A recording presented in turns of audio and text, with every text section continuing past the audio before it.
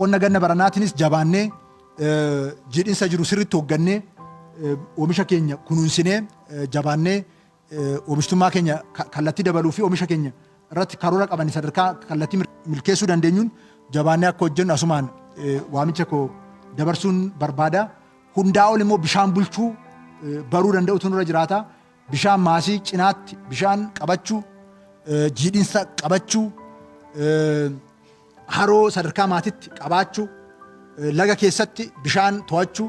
Qonnaan bulaan keenya immoo paampii amma jijjiiramaan dura paampiin 1,000 Oromiyaa keessa hin jiru, amma 100 oli Oromiyaa keessa paampiin kan fandiidhaan dhiyaate. Amma soggoottan dhufan kana cimsinee itti fufnaa. Qonnaan bulaan keenya paampii fudhachuu, paampii sanaan immoo bishaan qabu hundatti gargaaramee iddoo jiru hundatti jallisee akka hojjetu. Oomishti nuyi jallisiidhaan misoomsuu hin dandeenye Oromiyaa keessa hin jiru. Bara kana murteessinee jira.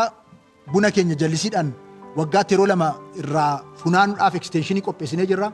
Qonnaan bulaan keenya ogeessi keenya irratti leenji'aa jira. Isa kana fayyadamnee oomisha bunaa keenya sadarkaa olaanaatti guddisuudhaaf irratti hojjechuu danda'uu qabna. Isa kanaaf garuu namni bishaan bulchuu qaba jechaadha. Maasasaa cinaatti rooba kana bulchuu qaba. Rooba guyyaa tokko roobde bishaan ishii to'atamuu qaba. Sadarkaa bishaan itti to'annedha. Kara fuuldurattis ce'umsa guddaa kan fidu.